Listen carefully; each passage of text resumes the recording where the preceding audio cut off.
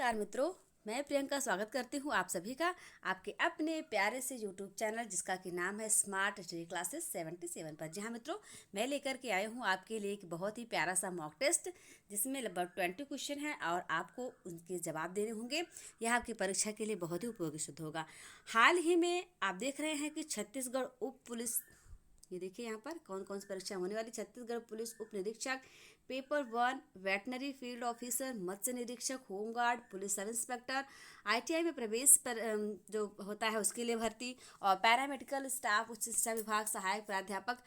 उत्तर प्रदेश में वीडियो के एग्जाम होने वाले। एक वीडियो की वैकेंसी 2018 में आई थी तो वो कैंसिल हो गई थी किसी कारणवश। उसके बाद पुनः उसका परीक्षा कराई जा रही है कब, जून में। उसकी भी तैयारी आप कर सकते हैं। और इसके अलावा 2023 की वैकेंसी भी आ गई वीडियो की, तो उसके लिए बहुत ही इंपॉर्टेंट है। यूपी टेट, सी टेट और एनटीए नेट के एग्जाम में भी पर्यावरण के क्वेश्चन पूछे जाते रहे हैं। तो आप बहुत ही शानदार तरीके से हमारे चैनल पर पढ़ाई करें। और हाँ मित्रों, यदि आप इस चैनल पर आए हैं और आपको पीडीएफ प्राप्त करना है तो पीडीएफ प्राप्त करने के लिए आपको जाना पड़ेगा हमारा जो चैनल का टेलीग्राम है। टेलीग्राम चैनल का नाम क्या है? जी हाँ मित्रों, टेलीग्राम चैनल का नाम भी हमारे चैनल के नाम से ही है, यानी कि स्मार्ट क्लासेस 77 के नाम से है। तो आप उस पर जा करके पीडीएफ को प्राप्त कर सकते हैं। आप जरूर ज्वाइन करें। स्वागत है आपका फिर से एक बार हमारे चैनल पर। एक पंक्ति है आपके लिए जो आपको मोटिवेट करेगी। मेहनत अगर आदत बन जाए तो कामयाबी मुकद्दर बन जाती है। जी हाँ मित्रों, यदि आपको मेहनत करने की आदत बन जाती है तब ऐसी कोई भी सफलता नहीं है जो आपको ना प्राप्त हो सके। आपको मेहनत करने की आदत पड़नी चाहिए। मेहनत अगर आप करते रहेंगे तो किसी ना किसी दिन आपको उस मेहनत का फल अवश्य ही मिलेगा। सरस्वती माता जो है वो ज्ञान की देवी है, ज्ञान की अधिष्ठात्री देवी माँ सरस्वती की वंदना करते हुए हम आज की क्लास को प्रारंभ करते हैं। और वीणा पाणी माँ से प्रार्थना करते हैं कि वो आप सभी को आपकी परीक्षाओं में सफलता प्राप्त कराएं और आपको आपकी मंजिल तक पहुंचने में मदद करें। तो उनकी वंदना है। या कुंदेन्दु तुषार हार धवला, या शुभ्र वस्त्रावृता, या वीणावरदण्डमण्डितकरा, या श्वेतपद्मासना, या ब्रह्माच्युतशङ्करा प्रभृतिभृदेव हि सदा वन्दिता। सा मां पातु सरस्वती भगवती निःशेष जाड्याम्बः। तो माँ सरस्वती आप सभी को आपकी मंजिल तक अवश्य पहुँचाएं, ऐसी प्रार्थना करते हुए हम आज की क्लास को प्रारंभ करते हैं। चलिए हम देखते हैं आपकी स्क्रीन पर आपके लिए पहला प्रश्न है। पहला प्रश्न क्या पूछ रहा है आपसे? आपको बताना है यहाँ पर कि पर्यावरण संरक्षण अधिनियम, जी हाँ मित्रों, पर्यावरण संरक्षण अधिनियम कब लागू हुआ था? जी हाँ मित्रों, आपको बताना है पर्यावरण संरक्षण अधिनियम जो है वो कब लागू हुआ था। तो यह लागू हुआ था 1987 में, या फिर 1989 में, 1986 में, या फिर 1988 में। तो इस प्रश्न का सही जवाब हो जाएगा पर्यावरण संरक्षण अधिनियम लागू हुआ था 1986 में। कब लागू हुआ था? 1986 में। आप साथ ही साथ क्लास को याद करते हुए चलिए, बार बार आपको रिवीजन करने की आवश्यकता नहीं पड़ेगी। अगला प्रश्न देखते हैं। भौतिक पर्यावरण के कितने प्रकार होते हैं? भौतिक पर्यावरण के 3 प्रकार होते हैं, 4 प्रकार होते हैं, या फिर 2 होते हैं, या फिर 5 होते हैं। इनमें से सही जवाब हो जाएगा आपका भौतिक पर्यावरण के 3 प्रकार होते हैं। जी हाँ मित्रों, कितने प्रकार होते हैं? 3 प्रकार होते हैं। यानी भौतिक पर्यावरण को कितने भागों में बांटा जा सकता है? तो भौतिक पर्यावरण को 3 भागों में बांटा जा सकता है। निम्न में से जैविक पर्यावरण के भेद कौन कौन से? जी आपको बताना है। जैविक पर्यावरण, वानस्पतिक एवं जंतु पर्यावरण, भौतिक एवं अजैविक पर्यावरण, भौतिक एवं अजैविक, या फिर इनमें से कोई नहीं। इस प्रश्न का सही जवाब आपको मिल जाएगा थोड़ी देर में। ये देखिए आपकी स्क्रीन पर आ चुका है। तो इस प्रश्न का सही जवाब हो जाएगा वानस्पतिक एवं जंतु पर्यावरण। जी हाँ मित्रों, हम आगे बढ़ेंगे, ज़्यादा टाइम न लेते क्योंकि ये मॉक टेस्ट है। आप जल्दी से जल्दी ज़्यादा प्रश्नों को हल करते चलिए, हमारे चैनल पर बने रहिए। और यदि आपने अभी तक सब्सक्राइब नहीं किया तो सब्सक्राइब अवश्य कर लें। चलिए अब आप जवाब दीजिए कि जैविक जो है आपका ये पर्यावरण, जैविक तथा अजैविक पर्यावरण को एक साथ मिलाने पर क्या बनेगा? जी हाँ मित्रों, यदि जैविक पर्यावरण है और अजैविक है, इन दोनों को एक कर देंगे तो जो पर्यावरण बनेगा उससे हम क्या कहेंगे? तो यहाँ पर देखिए इसका सही जवाब क्या मिलने वाला। पहला आप ऑप्शन देख लीजिए। पर्यावरण कहा जाएगा उसको बायोम कहेंगे, अभ्यारण्य कहेंगे, या फिर पक्षी विहार कहेंगे। आप जानते हैं कि इस प्रश्न का सही जवाब हो जाएगा बायोम। पर्यावरण तो आप जानते हैं किसे कहेंगे? पर्यावरण यानी कि हमारे चारों तरफ जिस जिस आवरण ने हमें घेर रखा है वो हमारा पर्यावरण है। और अभ्यारण्य पक्षी विहार, इन सभी चीज़ों से आप भली भांति परिचित हैं। क्या जानते हैं इनके बारे में? आप थोड़ा सा कमेंट करके हमें बताइए, नहीं तो हमने पिछली क्लास से बताया हुआ, आप जरूर जाकर देखिए। हमारे चैनल पर लगभग सभी विषयों के प्रैक्टिस सेट आपको मिल जाएंगे, तो आप उसे जरूर से जरूर देखते रहिए। चलिए क्वेश्चन नंबर 5 आपके स्क्रीन पर है, देखते हैं। क्वेश्चन नंबर 5 आपसे कह रहा है कि पर्यावरण एवं वन मंत्रालय का सृजन 17 सितंबर 1985 को किसके नेतृत्व में किया गया था? जी हाँ मित्रों, राजीव गांधी के नेतृत्व में किया गया था, इंदिरा गांधी के नेतृत्व में, या फिर चौधरी चरण सिंह के, या फिर मोरारजी देसाई के नेतृत्व में। इन चारों ऑप्शन में से आपको सही कौन से लग रहे हैं? आपको जवाब हमें अवश्य दीजिए। चलिए लिखते चलिए आप हमारे साथ साथ। इस प्रश्न का सही जवाब हो जाएगा राजीव गांधी। राजीव गांधी कौन थे, आप बता सकते हैं क्या? वर्तमान में जो सोनिया गांधी जी हैं, सोनिया गांधी के पति थे राजीव गांधी, यानी राहुल गांधी के जो पिताजी थे वो राजीव गांधी थे। थोड़ा सा राजनीति के बारे में आप जानकारी रखिए, क्योंकि आपके परीक्षा में पूछे जाते हैं, राजनीति से प्रश्न पूछे जाते हैं। हालांकि संबंधों पर आधारित प्रश्न पूछे जाएंगे कि नहीं पूछेंगे इसकी कोई गारंटी नहीं है, लेकिन चलिए हम लोग पर्यावरण में क्या प्रश्न पूछा जा रहा है आपसे? विश्व में सबसे बड़ी वन्य जीव परियोजना कौन सी थी? जी हाँ मित्रों, सबसे बड़ी वन्य जीव परियोजना कौन सी थी, यानी कि उसके बाद से और कोई वन्य जीव परियोजना जो है उससे बड़ी नहीं बनाई गई है।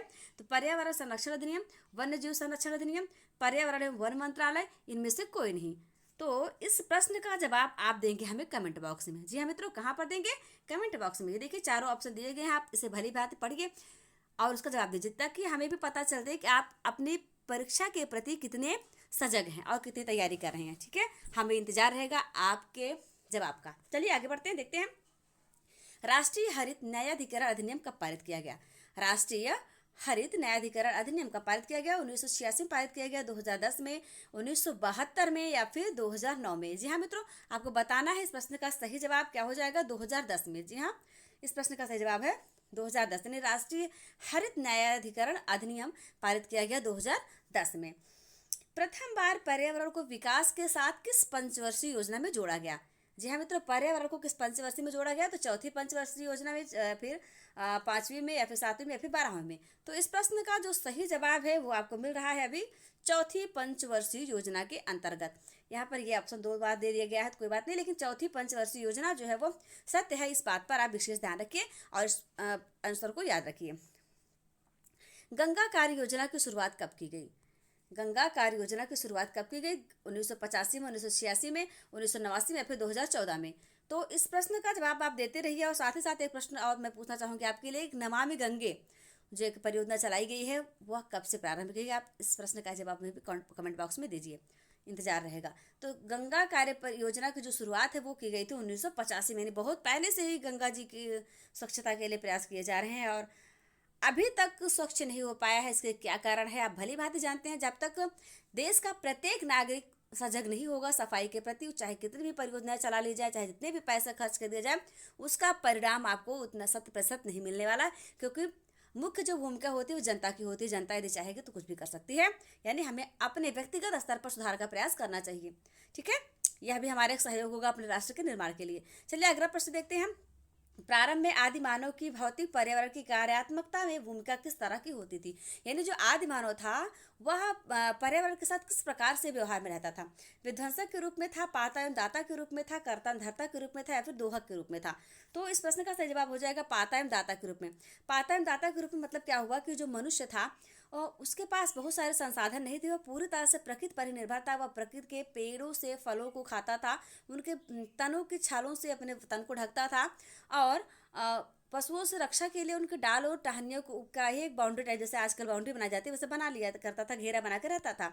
उस बदले में क्या करता था, जो पेड़ पौधे थे उनकी सिंचाई कर देता था, और उनके छोटे छोटे जानवरों से, जो छोटे छोटे पौधे हुआ करते थे उनके जानवरों से रक्षा करने के लिए किनारे चारों तरफ उसकी बाड़ी बना दिया करता था। और बीजों को, जो फल खाता था उसके जो बीज होते थे वो इधर उधर बिखरा करके एक तरीके से प्रकृति का सहयोग करता था, यानी वो पौधे फिर से उगाया करते थे। तो पाता एवं दाता के रूप में कुछ वह उनसे प्रकृति से प्राप्त करता था और कुछ प्रकृति को देता था। इसी के रूप में आदिमानव रहता था। कौन सा मानव पर्यावरण का विध्वंसक माना जाता है? जी हाँ मित्रों, किस प्रकार के मानव ने पर्यावरण को पूरा सत्यानाश कर दिया है? तो प्रौद्योगिकी मानव, आदि मानव, श्रमिक मानव, या फिर इनमें से कोई नहीं? तो इस प्रश्न का जवाब हो जाएगा प्रौद्योगिकी मानव। क्यों? क्योंकि प्रौद्योगिकी मानव औद्योगिक विकास के लिए ही हमने प्रकृति का दोहन किया है। आप देखेंगे अधिकतर घरों के निर्माण के लिए, फिर खेतों का और विस्तार करने के लिए पेड़ पौधों को काट दिया जाता है। लगाने के लिए हम छोटे छोटे पौधे लगाते हैं, पेड़ लगाएंगे, ज़्यादा एरिया जो कवर ना करते हो, सो प्लांट ज़्यादा लगाते हैं। तो इस प्रकार से क्या कहा जाएगा, पर्यावरण का जो विध्वंसक है प्रौद्योगिकी मानक है, ये इसने अपने बिजनेस को, कंपनीज लगाने के लिए, विभिन्न प्रकार के फैक्ट्रियों की स्थापना करने के लिए, जहाँ जहाँ भी प्रकृति की सुंदरता थी वहाँ पर उसको नष्ट करता है। और अपने विकास करने के लिए इसने प्रकृति के साथ बहुत भयानक छेड़छाड़ किया है, जिसका परिणाम हम आज भुगतना प्रारंभ कर चुके हैं, भविष्य में भुगतते भी रहेंगे यदि इसमें सुधार न किया गया तो मेरा अनुरोध है आप लोगों से कि सिर्फ पर्यावरण दिवस पर ही नहीं, आपको जब भी मौका मिले, जहाँ भी मौका मिले, आप वृक्षारोपण अवश्य ही करिए। इससे आपका वातावरण भी हरा भरा रहेगा और पर्यावरण भी हमारा शुद्ध हो जाएगा। चलिए आगे बढ़ेंगे, अब देखेंगे ओजोन परत। ओजोन परत के क्षरण का पता सर्वप्रथम किसने लगाया? जी हाँ मित्रों, जोसेफ फॉरमैन ने लगाया था, सोरेनसन ने लगाया था, हार्बर्ट ने लगाया था, या फिर रॉबर्ट हुक ने लगाया था। किसने लगाया था? सबसे पहले जोसेफ फॉरमैन लगाया था। यदि आप साइंस पढ़ते हैं तो आपको पता होगा रॉबर्ट हुक कौन थे। रॉबर्ट हुक के बारे में आप जानते हैं कि इन्होंने कोशिका की खोज की थी, और बाकी जो भी वैज्ञानिक हैं उनके बारे में आप थोड़ा थोड़ा सा अध्ययन करते जाइए। परीक्षा में वैज्ञानिक नाम भी पूछे जाते हैं, उस पर भी एक क्लास हम लेके आने वाले हैं आपके लिए। चलिए इस प्रश्न का जवाब दीजिए कि कौन सी विधा ने मानव को सामूहिक जीवन प्रदान किया? कृषक ने, पशुपालक ने, औद्योगिकी ने, या फिर इनमें से कोई नहीं? यानी ऐसी कौन सी विधा थी जिससे मनुष्य समूह में जीवन यापन करने के लिए बाध्य हो गया? तो जो था पशुपालक। पशुपालक जो था मनुष्य, भाई जब पशुओं को पालेगा तो पशु कहाँ जाएंगे, हमारे साथ ही तो रहेंगे। उनके चारे की व्यवस्था करनी पड़ेगी, उनके पानी की व्यवस्था करनी पड़ेगी, उनके घूमने फिरने की व्यवस्था करनी पड़ेगी। उसके बदले पशु का हम पालन करेंगे, उसके बदले हम उनको सवारी के रूप में उपयोग ले सकते हैं और दूध उनका इस्तेमाल कर सकते हैं। तो इसलिए इस विधा ने, पशुपालक जो विधा था, उसने मनुष्य और पशु को साथ में जीवन यापन करने के लिए प्रोत्साहित किया। अपक्षय कैसी प्रक्रिया है? अपक्षय अपक्षय कैसी प्रक्रिया है? भौमिकी है, अभौमिकी है, जैविकी है, फिर इनमें से कोई नहीं? तो इस प्रश्न का जो सही जवाब है वो हो जाएगा भौमिकी। अपक्षय जो है वो भौमिकी प्रक्रिया है। आगे बढ़ेंगे और देखेंगे खेती की सर्वाधिक पुरानी प्रणाली कौन सी? जी हाँ मित्रों, सर्वाधिक प्राचीन पद्धति किसे कहेंगे? सीढ़ी नुमा खेती, जंगली खेती, झूम खेती, या फिर इनमें से कोई नहीं? तो झूम खेती जो है वो सर्वाधिक पुरानी प्रणाली है। आप जानते हैं कि झूम खेती किस प्रकार खेती है, यानी एक जगह जैसे गए, वहां पर हरियाली थी, जंगल थे, वहां पर बहुत सारे पेड़ पौधे उगे थे, तो वहां क्या किया इन्होंने, जंगल में आग लगा दिया, और जब वो जल गए तो उसी राख वाली जमीन पर उन्होंने खेती कर दी। तो वहां पर कुछ दिनों तक खेती किया उन्होंने, और जब उस भूमि ने अनाज का उत्पादन बंद कर दिया, फिर कम कर दिया, तो वहां से हट करके फिर किसी और दूसरे जंगल तरफ प्रस्थान किए, वहां जाकर जंगल में आग लगा दिया, वहां खेती करने लगे। इस प्रकार खेती जो थी वो झूम खेती थी। प्राचीन काल में ये प्रचलित थी, वर्तमान में बंद कर दी गई है, इस पर रोक लगाया गया, क्योंकि इससे जंगलों की जो संख्या वह कम होती जा रही थी, वृक्ष लगातार नष्ट होते जा रहे थे, और वृक्षों के कटने से कितने दुष्परिणाम हमें भुगतने पड़ रहे हैं इससे आप अनजान नहीं होंगे। चलिए अब आप बताइए कि मानव भूगोल के जन्मदाता की संज्ञा किसे दी गई है? मानव भूगोल के जन्मदाता की संज्ञा फ्रेडरिक को, बंडूरा को, मैक्स मुलर को, या फिर इनमें से किसी को भी नहीं? मानव भूगोल के जन्मदाता की संज्ञा दी गई है फ्रेडरिक को। किसको? फ्रेडरिक 2-4 बार आप इसका रिवीजन करिए, अवश्य याद हो जाएगा आपको। चलिए अब आप बताइए कि भूमिगत जल के दोहन के कारण संसार का कौन सा शहर सर्वाधिक प्रभावित हुआ? जी मित्र, संसार का सर्वाधिक प्रभावित शहर पूछा जा रहा है, जो कि भूमिगत जल के दोहन के कारण हुआ है। पर्शिया, जिनेवा, बुकलिन, या फिर इनमें से कोई नहीं? तो इस प्रकार का जो शहर है वो बुकलिन है। भूमिगत जल यानी जो पृथ्वी के अंदर जो जल पाया जाता है उसे हम भूमिगत जल कहते हैं, जो कि आजकल आप देखते हैं समरसेबल नल के द्वारा निकाला जाता है। अब आप बताइए कि औद्योगिक क्रांति सबसे पहले कहाँ हुई? जी मित्रों, औद्योगिक क्रांति सबसे पहले कहाँ हुई थी? इस प्रश्न का जवाब आपको देना है। सबसे पहले रूस में हुई थी, अमेरिका में, फ्रांस में, या फिर इंग्लैंड में? तो औद्योगिक क्रांति का जो प्रारंभ है सबसे पहले कहाँ पर हुआ था?